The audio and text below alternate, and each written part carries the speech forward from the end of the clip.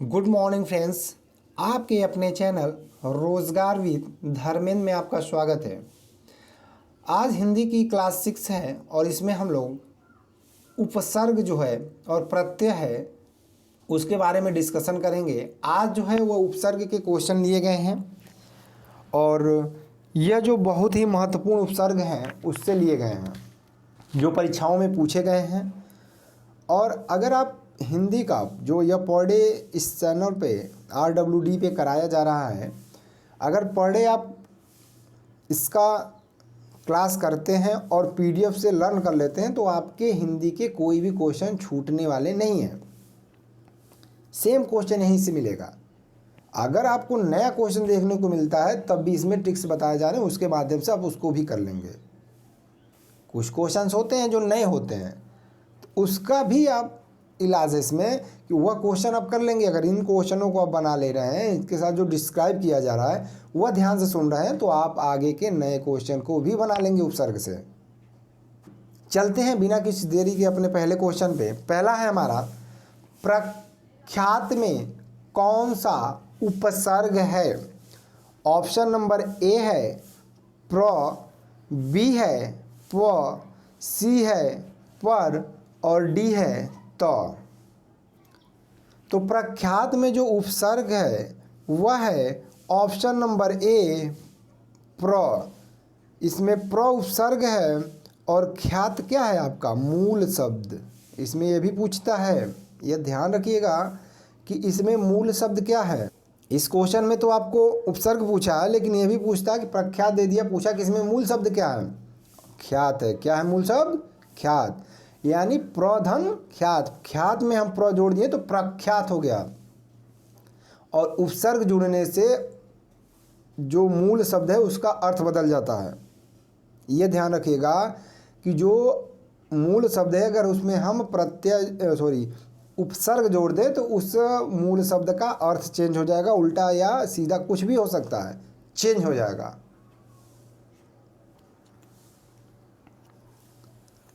अब प्र से जैसे प्रतिदिन है, प्रतिदिन में भी प्रतिदिन में प्रति उपसर्ग है। प्रमुख है, प्रमुख में भी प्र उपसर्ग है। प्रवाह है, प्रभाव है, सभी में क्या है? प्र उपसर्ग है। चलते हैं अगले क्वेश्चन पे। अगला क्वेश्चन है हमारा, दुरात्मा में उपसर्ग कौन सा है? ऑप्शन नंबर ए है दुर, बी है दुरा, सी है दुस या डी है द। इसका आपको बताना है कि कौन सा आंसर जो होगा इसमें सही होगा। इसका जो होगा ऑप्शन नंबर ए दूर उपसर्ग। दुरात्मा में यह दूर इस तरह से लिखा जाता है, अगर हम प्रत्यय लगाएंगे तो इसका उपसर्ग दूर होता है और प्लस आत्मा। क्या है? आत्मा। दुर्धन आत्मा। आत्मा मूल शब्द है और दूर उपसर्ग है, यानी आत्मा तो आत्मा है और दूर लगेगा दुरात्मा, अच्छी आत्मा नहीं। चेंज हुआ ना अर्थ, इस तरह से अर्थ चेंज हो जाता है। तो जैसे दुरात्मा हो गया, दुस्साहस हो गया, उसमें भी दूर उपसर्ग है। चलते हैं अगले क्वेश्चन पे। अगला क्वेश्चन जो है हमारा वह है प्रतिध्वनि। प्रतिध्वनि में कौन सा उपसर्ग है? ऑप्शन नंबर ए है प्रत उपसर्ग, बी है प्र उपसर्ग, सी है प्रतिध्व या डी है प्रति उपसर्ग। ये भी बताना कि इसमें उपसर्ग क्या है और इसमें मूल शब्द क्या है। तो इसका तो आंसर होगा ऑप्शन नंबर डी प्रति उपसर्ग। और ध्वनि जो है इसकी वह क्या है हमारी? वह मूल शब्द है। ध्वनि में हम प्रति लगा दे तो क्या हुआ? प्रतिध्वनि। इससे आपके कोई भी प्रति उपसर्ग से आएगा तो क्वेश्चन आपके नहीं छूटेंगे एग्जाम में, यह ध्यान रखिएगा। एक एक क्वेश्चन ही लिया गया है, जैसे प्रतिध्वनि हो गया आपका, प्रतिशत हो गया, शत में प्रति लग गया, तो यह बहुत ही महत्वपूर्ण क्वेश्चन आपको लगा यहाँ पे किए गए हैं। चलते हैं अगले क्वेश्चन पे। अगला क्वेश्चन जो है हमारा, अधिकार में उपसर्ग है। ऑप्शन नंबर ए है कार उपसर्ग, बी है आधि उपसर्ग, सी है अधि और डी है कर। इसका जो उपसर्ग होगा ऑप्शन नंबर सी अधि उपसर्ग। कार में अधि जोड़ दिए तो क्या हो गया? अधिकार हो गया। अधि प्लस कार, और आपको संधि विच्छेद आनी चाहिए, तभी आप प्रति उपसर्ग जो है उसके आप सही क्वेश्चन कर सकते हैं। सही संधि होगी, सही आपके उपसर्ग निकलेंगे, अन्यथा अगर संधि नहीं आती तो उपसर्ग करने में आपको कठिनाई हो सकती है।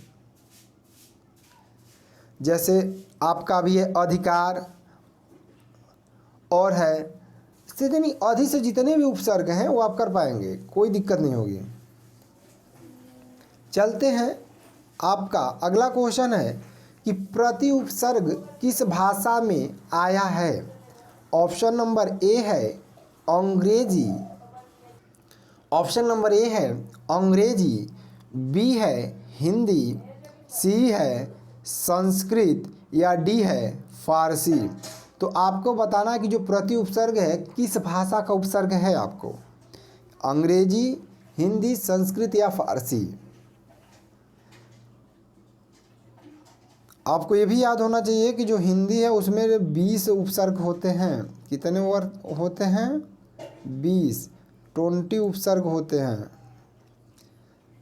तो ये जो इसका ऑप्शन होगा ऑप्शन नंबर सी संस्कृत, प्रति जो उपसर्ग है वह संस्कृत का उपसर्ग है। चलते हैं अगले क्वेश्चन पे। अगला क्वेश्चन है हमारा, संग्राम में कौन सा उपसर्ग होगा। ऑप्शन नंबर ए है सन, बी है सम, सी है स और डी है सत। तो आपको बताना है कि संग्राम में कौन सा उपसर्ग होगा। इसका जो आंसर होगा वह होगा ऑप्शन नंबर बी समग्राम। सम जो होगा उसका उपसर्ग होगा ऑप्शन नंबर बी, और सम जो है उसमें हलंत होता है, इस तरह से लिखा जाता है। संग्राम में सम उपसर्ग है। तो संग्राम यानी सम उपसर्ग से जितने भी क्वेश्चन हो आएंगे वो आप बना लेंगे, गलत नहीं होंगे क्वेश्चन। चलते हैं अगले क्वेश्चन पे। अगला क्वेश्चन है हमारा, आगमन में उपसर्ग बताइए। ऑप्शन नंबर ए है आ, बी है औ, सी है आग या डी है मन। आगमन में आपको कौन सा उपसर्ग है वो आपको बताना है।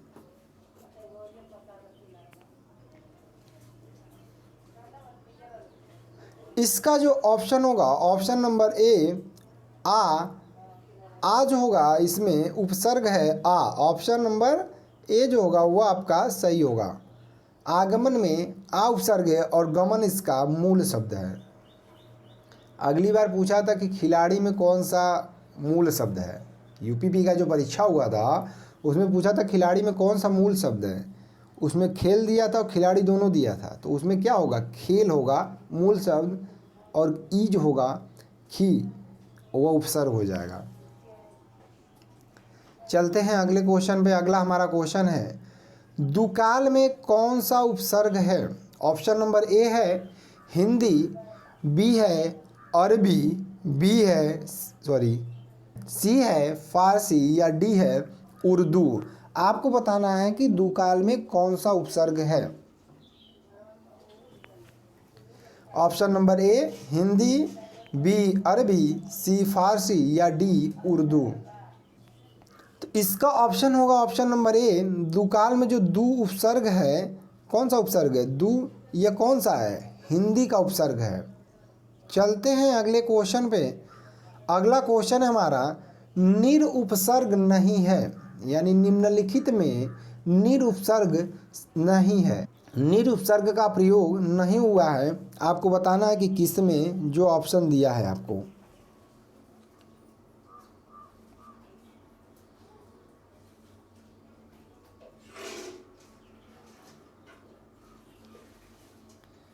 इसका जो ऑप्शन होगा आपका जो नीर उपसर्ग नहीं है, जैसा ऑप्शन ये दिया है निर्बल, इसमें नी प्लस बल है।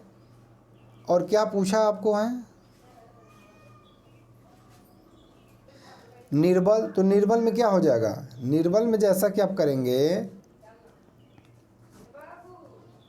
वो क्या होगा निर होगा, निर्धन बल निर्बल होता है। निर्वाह में भी निर है, निर्धन वाह, और निशेष में नहीं है, निशेष हमारा इसका सही होगा। और निर्देश में भी है निर प्लस देश या निर्देश। बट निशेष में नहीं, निशेष में हमारा निह उपसर्ग है, नी उपसर्ग है, न कि निर है। चलते हैं अगले क्वेश्चन पे। अगला क्वेश्चन जो है हमारा वह है ब उपसर्ग किस में आता है। चार ऑप्शन दिए हैं, बदबू, बी बदनाम, सी बदौलत या डी बदहजमी। आपको बताना है कि जो बद उपसर्ग है वह किस में आता है।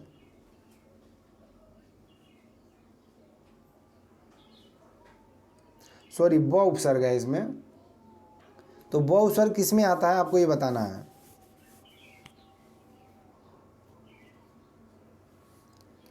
इसका जो आंसर होगा वह होगा बदौलत।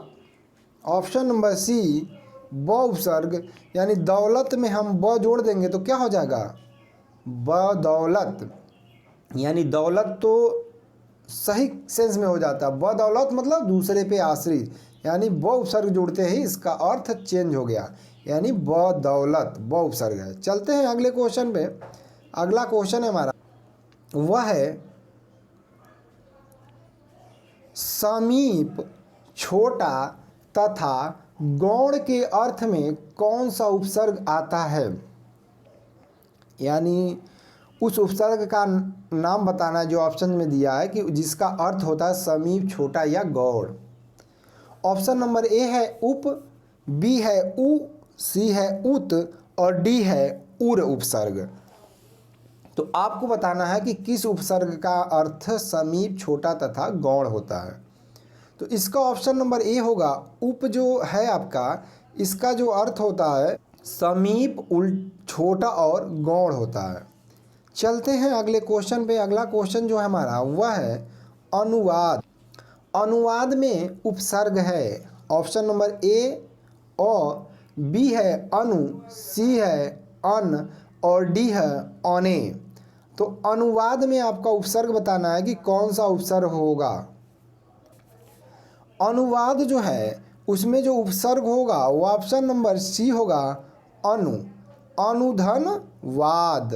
वाद तो मूल शब्द है और अनु जो है उसका बेसिक जो उपसर्ग है। मूल वाद और अनु उपसर्ग, तो क्या हुआ अनुवाद। वाद तो कोर्ट कचहरी का केस है और अनु लगा दिए तो उसमें अनुवाद हो गया, यानी किसी चीज़ का किसी भाषा में ट्रांसलेट करना है यानी अनुवाद करना। चलते हैं अगले क्वेश्चन पे। अगला क्वेश्चन है हमारा पराधीन में उपसर्ग है। ये आपका पैट 2022 का क्वेश्चन है, 16 सेकेंड शिफ्ट में आपका पूछा गया था। सॉरी, पैट का नहीं है, ये आपका पूछा गया था फॉरेस्ट गार्ड में। जो फॉरेस्ट गार्ड की परीक्षा हुई थी 21 अगस्त को, उसमें पूछा गया था कि पराधीन में कौन सा उपसर्ग है। ऑप्शन नंबर ए दिया है पर, बी दिया है परा, सी दिया है पन और डी दिया है प।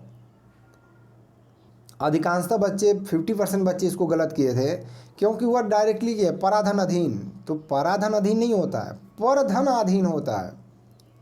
क्या होता है कि परधन अधीन यानी दूसरे पे अधीन, गुलाम, इसका अर्थ होता है।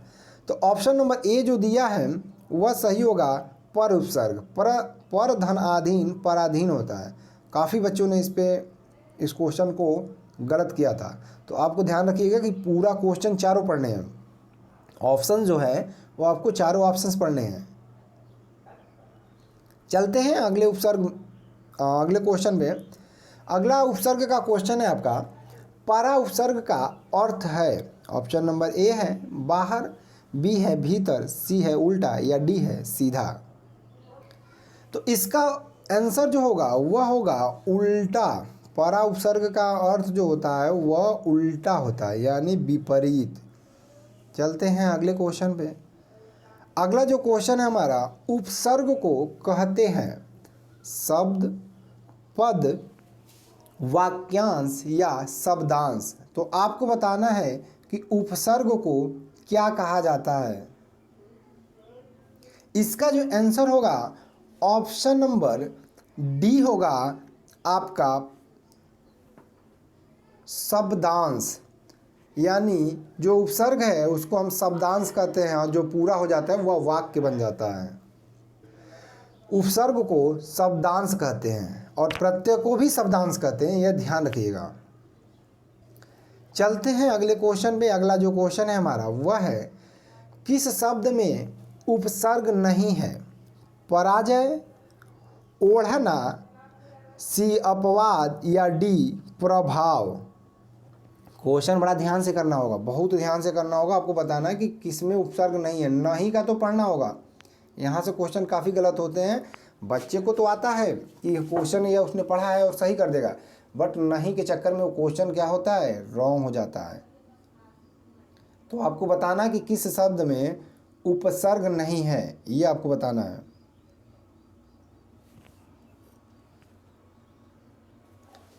इसका जो आंसर होगा ऑप्शन नंबर बी होगा, ओढ़ना। जैसे पराजय, परधन आजय या पराधन जय, पराधन जय होगा, इसका पराधन जय होगा, इसमें तो है। अपवाद में अपधनवाद, अभी आपको पहले ऊपर बताया गया। प्रभाव, प्रधन भाव, इसमें भी है। तो किसमें नहीं है? ओढ़ना में कोई भी उपसर्ग नहीं है। चलते हैं अगले क्वेश्चन पे। अगला क्वेश्चन है हमारा, सुशिक्षित में उपसर्ग है? ऑप्शन नंबर ए है उ, बी है पर, सी है सु और डी है सी। तो आपको बताना है कि सुशिक्षित में कौन सा उपसर्ग है। सुशिक्षित मतलब शिक्षित व्यक्ति, अच्छी शिक्षा जो प्राप्त की हो उसे सुशिक्षित कहते हैं। तो इसका जो आंसर होगा ऑप्शन नंबर सी होगा, सु। सुधन शिक्षित मतलब सुशिक्षित। चलते हैं अगले क्वेश्चन पे। अगले आपका क्वेश्चन जो नीचे दिया गया है, इसके उन्नति में उपसर्ग होगा? उत उपसर्ग, उन उपसर्ग, उक उपसर्ग या उस उपसर्ग। आपको बताना है कि इसका आंसर जो होगा वह आपका क्या होगा।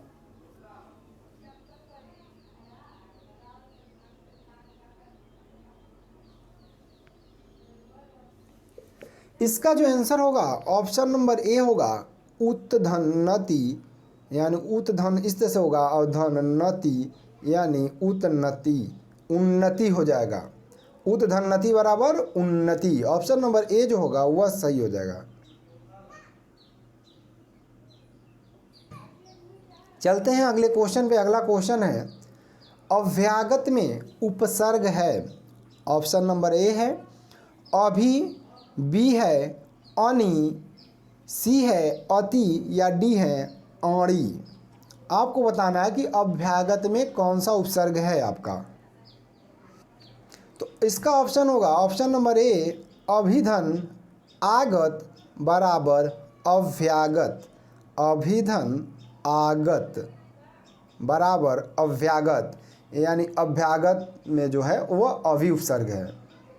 चलते हैं अगले क्वेश्चन पे। अगला क्वेश्चन है हमारा वह है, विज्ञान में उपसर्ग है?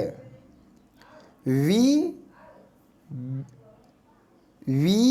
बी, यान या उ। यह आपको बताना है कि किस में विज्ञान में कौन सा उपसर्ग है।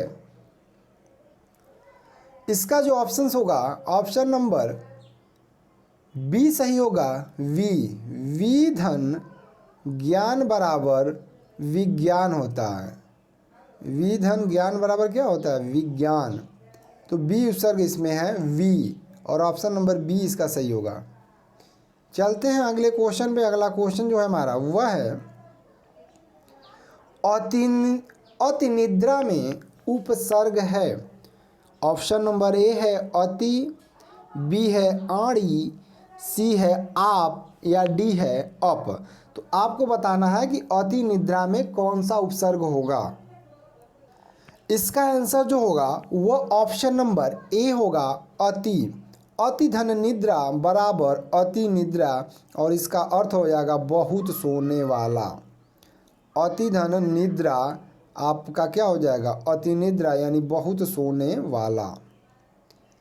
चलते हैं अगले क्वेश्चन पे। अगला क्वेश्चन है हमारा, अगला क्वेश्चन है वह है, आकर्षण में उपसर्ग है? ऑप्शन नंबर ए दिया है अ, बी दिया है आ, सी दिया है आक और डी दिया है कर्षण। तो आपको बताना है कि आकर्षण में कौन सा हमारा उपसर्ग है, ये आपको बताना है। इसका जो आंसर होगा ऑप्शन नंबर बी आ उपसर्ग जो है आकर्षण में आ उपसर्ग है। ऑप्शन नंबर बी जो होगा वह आपका सही होगा। चलते हैं अगले क्वेश्चन पे। अगला जो क्वेश्चन है हमारा वह है अध्यक्ष में उपसर्ग है। ऑप्शन नंबर ए है आधी, बी है अधि, सी है अन और डी है अ। आपको बताना है कि इसमें कौन सा ऑप्शन सही होगा। अध्यक्ष में उपसर्ग बताना है, तो इसका ऑप्शन होगा ऑप्शन नंबर बी अधि उपसर्ग। अधि धन अक्ष बराबर अध्यक्ष, अधि धन अक्ष बराबर अध्यक्ष।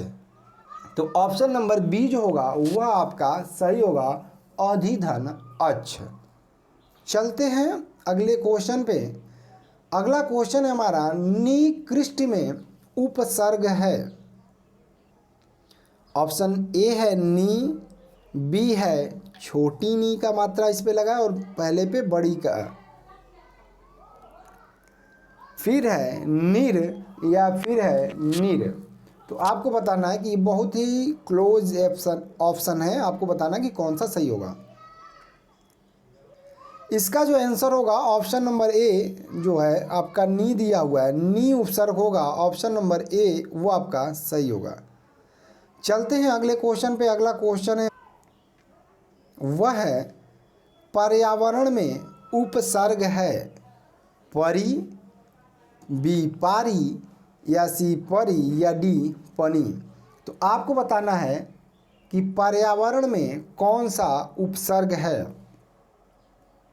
तो इसका ऑप्शन होगा ऑप्शन नंबर ए परी।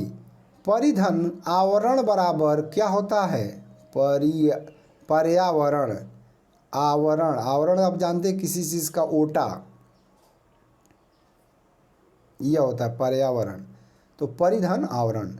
ये रहे महत्वपूर्ण आपके उपसर्ग के 25 क्वेश्चन, और 25 क्वेश्चन में आपको डिस्क्राइब भी किया गया है जिससे आपको 50 क्वेश्चन बन सके। इससे आपको अलग कोई भी क्वेश्चन एग्ज़ाम में देखने को नहीं मिलेगा। अगर आपको नया क्वेश्चन देखने को मिलता है तो आप इस वीडियो को अगर आप देख लेते हैं तो उस क्वेश्चन को आप बना पाएंगे, वो गलत क्वेश्चन नहीं होगा। और अभी तक अगर आपने चैनल को सब्सक्राइब नहीं किया है तो चैनल को सब्सक्राइब करें, लाइक करें, शेयर करें और ज़्यादा से ज़्यादा अभी इसको वॉच करें। मिलते हैं। और आपको बता दें कि अगर आप इसकी PDF प्राप्त करना चाहते हो तो नीचे जो आपको नीचे आपको टेलीग्राम का लिंक दिया है, वहाँ लिंक पे क्लिक करके आप टेलीग्राम ग्रुप पे जुड़िए। आपको पर डे की जो PDF है वो प्रोवाइड की जाती है। मिलते हैं, तब तक आप अपना ख्याल रखिएगा। Next day. धन्यवाद।